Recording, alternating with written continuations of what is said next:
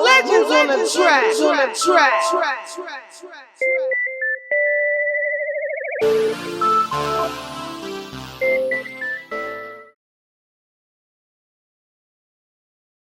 Hey, we back live, man. Thank y'all so much for staying tuned in. Time to Shine Radio on World Star Hit Radio. Yeah. We got Gina. Hey. And we got Zoe the Motivator. Yeah, it's your boy Zoe the Motivator coming live and direct. Hey now. Hey now. Alright. Hey.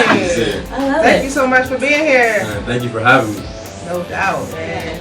And you got a question you want to start I do. Well, first of all, thank you for being here. We really appreciate you coming here and getting ready to share some straight nuggets. I've been watching them and I was like, oh my God, like, I gotta get him down here. Right. Like you was in Florida and I was like, wow, how do you bypass me? I'm in Florida. Right. And I was like, what? Yeah. And then I guess your manager was like, no, you don't live out here. I was like, okay, I gotta get him on the show. Yeah. So, well, glad you're here. Definitely. My first question to you is, I know I have to be straight with you, so Yes. where did this passion of life, like you're a ball of fire, you're a man, you about to explode. Look, my passion for life, more so my purpose for life, I feel is to serve. Where I come from, Compton, I've been inspired, by many obstacles that I face. A lot of things that I have to deal with in my life, my personal life. Just seeing what I'm doing in my life now, what I was doing, and where I'm going in my life, it really gives me that fire. Absolutely. So when did you discover that you had this fire, this passion for life, this purpose? Like when did it start? Your childhood, after the despair that you went through? When did it start? So the fire really came to me. I used to love playing basketball. I was an athlete at heart. Yeah. But it came a point in my senior year of high school where I had applied to Morehouse College, my dream school, and if I didn't get a scholarship to play basketball, my option was to go to Morehouse, but I didn't get accepted to Morehouse. And at the time, I was a little distraught. I was sad. I was down because not only did I not get a scholarship from Morehouse, they didn't accept me. In my senior year of high school, I went from getting recruited by certain schools to losing my spot to a sophomore. Now, I was always that positive guy. In high school, I was a virgin. I would never smoke. I never drink. And I stood out. I was a little different. Basketball didn't work out for me, and I started to. I needed not a way out, but I needed a different approach in life, and I just started to. Really and truly, when I went through all that stuff is where I found my faith. And once I found my faith, that's where my fire for. I started getting my foot in the door, like, hey, maybe I'm good at this.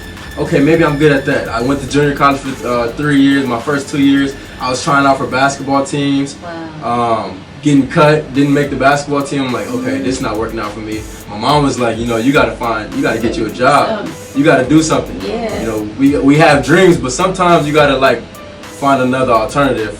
For me, it was more so finding that alternative, and God opened doors. I started to really rely on my faith, faith in God, and doors start to open up for me. I got it for a lot of athletes out there. Man. They think that's that one shot they get.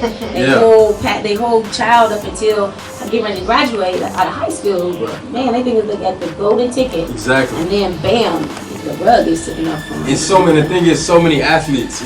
Right. It's a slight chance you make it. You put all this work in, but it's a slight chance that you'll actually make it. And a lot of us are going in. This is all we know, coming from where we come from. Right. And we think, we either got to be athletes, rappers, or something like that to make it and be successful. And through my life, God has shown, you can come from this area, you can be going through this, you can be going through that, and if you allow me to lead your steps, you never know what I lead you to. And the opportunities I've been able to walk into, the blessings that I've been able to, walk into, came just through my obstacles and what I've been through.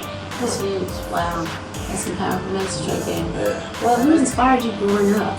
Inspired me growing up. Yeah. It's kind of funny. It's gonna be funny to some people, but I was inspired by my environment. Wow. Growing up in Compton, for one, I have a hard-working mother.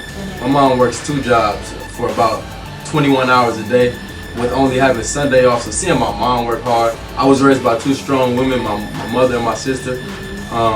and my community, the gang members in my community, the people that are quote unquote seen as drug heads, those are the people that influenced me. I was the one walking to school, high school, not, I went to private school probably from kindergarten to 9th until I played basketball at Compton High School. But, the gang members in my community, they, because they knew my mom was working, they was like, you special, what I'm saying? You're not gonna be out here with us. Wow. So instead of being in the streets, instead of doing bad stuff, they're like, you on your books, you on your school stuff. So when I got accepted to, Morehouse and I was, I'm out doing great things, those people had inspired me. I remember, I'm gonna tell you a story. It was a time where I was at Compton High School and I was with, one of my big brothers. His name was DeMar DeRozan and Dayton Jones. And they played, one plays for Toronto Raptors and another one plays for the Green Bay Packers. And I was standing in between them, and a lady, she ran up to me. She kind of didn't have any clothes on, and during that day, they were retiring. Okay. They were retiring. Yeah, no, it's not Okay. explicit. I promise. But we were, going to support DeMar, and they're retiring his jersey at the high school. She ran up to me and was like, God has a plan for your life. Out of nowhere? And out of nowhere, and I'm standing between them, that's the people that you should be talking to. Yeah. She came to me and said, God had a plan for your life that no man in mankind has ever seen done before. And ever since that day, I've been trying to figure out what she's talking about. Right. So, like I said, the people in my community, my mother, my sister, I'm inspired by Kendrick Lamar. We come from the same city, he's on a positive role. Hearing people coming from Compton, you automatically think, oh, he gang bang, he did that. No, I didn't do none of that. I never sold drugs. I never been shot at. I didn't struggle. And it's me really showing people my side of growing up in Compton. We get the negative. That's not me. So you're the success I'm story. I'm quote unquote the Trey. Okay. My life is a spin-off of Trey. Trey and Boys in the Hood went to Morehouse. I go to Morehouse on a scholarship. So I'm just continuing that path. Staying focused. So, I got a question. So, when you came to Morehouse, have you been here ever since? What's my first year in Atlanta at Morehouse? So, Okay. yeah. All right. Okay. So, since you've been here, what's life like on campus coming from Compton? Wow. Yeah. Coming from Compton, honestly, I kind of adjust wherever I go, whether it be school, whether it be, traveling to speak, work, whether it be in the classroom, I adjust to the environment. So, coming to Morehouse from Compton, it was a good breeze. I have some good Morehouse brothers that keep me accountable, hold me accountable, that support me, that show love. Being around, it's nothing like being around positive male individuals, that see not only the best in you, to lift you up, spiritually pray for you, be there for you when you're down, but not only that, but to see that they're also doing great things in life, and I was, it's great. It was an easy transition for me. What about the young people today, like the young men today? What, if you had a message, what is your message, especially with all that's going on today? We don't even have to speak on it. Everybody spoke on it enough, but what is your message to young men today? Yeah, man, so many people have lost hope. I haven't. I'm not saying I'm out here in the field, but I'm out here in the field. I actually have relationships with a lot of individuals that are in the midst of that, the streets, and on both sides, but it's a fire, it's some kind of fire burning inside of this generation, but they're just trying to figure out what that fire is and what that purpose is, you know what I'm saying? And my advice to them would be definitely, everything for me is faith-based. I'm a firm believer in Jesus Christ, and I know what He's done for me, and I'm not the one to force anything on anybody, but I know what my faith has done for me. So for one, allow faith to lead you. Allow God to lead you.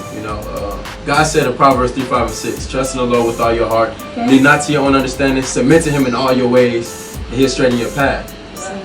So faith, submitting to God, trusting in Him, leaning not to your own understanding, and realizing that once you do these three things, that He's gonna straighten your path. We all have a path. We all have a purpose. But it's not until we really find, Sometimes it takes that faith and just surrounding yourself around positive energy this is the ultimate thing, being yourself. Because God has blessed us each with a gift, an ability, an idea that has the power to change the world. So we got a lot of people in our generation trying to be the same. But you see our generation trying to do something. I feel like I'm here to help them figure out, you know what I'm saying, what that passion, what that purpose is. I'm 22 years old. I'm young, I'm passionate, and God's blessed me with multiple gifts. And that's one of my gifts is one, serving, but helping people find their potential also. That's good. That was one of my questions. What are some of the strategies and tools that you have to share with people and get out of that struggle, get out of that, make a new path for them? Yeah. Wow. So I want to know, like, how did your faith become so strong? How it is?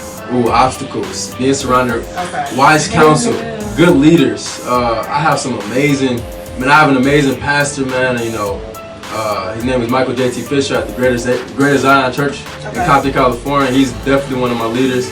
Like I said, the people in my community.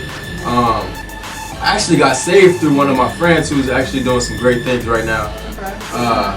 He was a gang member in my neighborhood. He introduced me to God, but he gave his life over to God. And now he's a professional dancer doing great things. So he would take me to church with him, and I was like, at first I'm like, what is this? But now that we've departed, you know, the seed that he's planted in me is growing.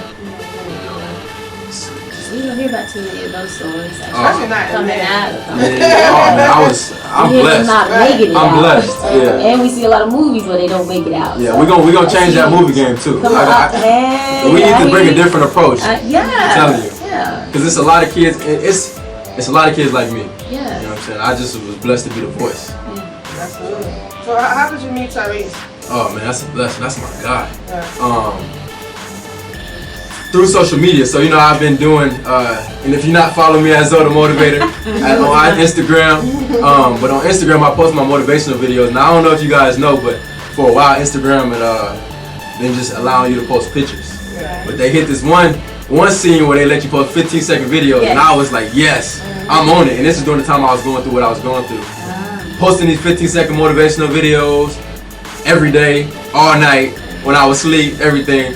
And I get a DM one day from Ty, and he's like, yo man, you know, I see what you're doing. Let's connect when I get back to LA. Connected when we got back to LA. And it's been history ever since, man. I love that dude to death. Wow. The power of social media. Power of social media, marketing yourself, investing in yourself, believing in your abilities. There's power in that. So I just want to know, when you first met him, like, y'all dapped up, and then like, what happened? was that like? Like when you first see, like what happened? So first met him, you know, it was cool. You know, I try not to show my emotions too much, but that's Tyrese, man. Right. You know, I'm like a kid in a candy store. He invited me over to his house, you know. Wow. So I'm just like, I'm looking around, you know, the gates open, I'm seeing all the nice stuff, and I'm like, dang, this is crazy. Held my composure, and walk in, I shake his hand, you know, we talk for a second, and then, you know, you just having a conversation, and during the time he was writing a few things, and he was doing a few things, and he was like, you know, just shadow me for a second. So I'm like, okay, cool, I'm chilling, you know what I'm saying?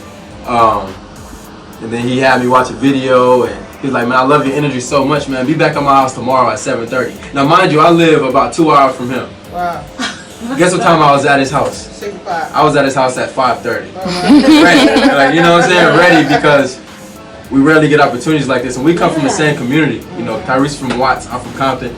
That's like the neighboring city. So for him to invest in somebody that comes from the same background he comes from, it's just like, it's a blessing, you know. And for him to reach out to me, it was one, humbling, because I know the work I put in. For two, I knew what I've been through. You know, for three, like, I knew what vision and plan God had for me, and it just confirmed it for me. Like, this is what you're supposed to be doing.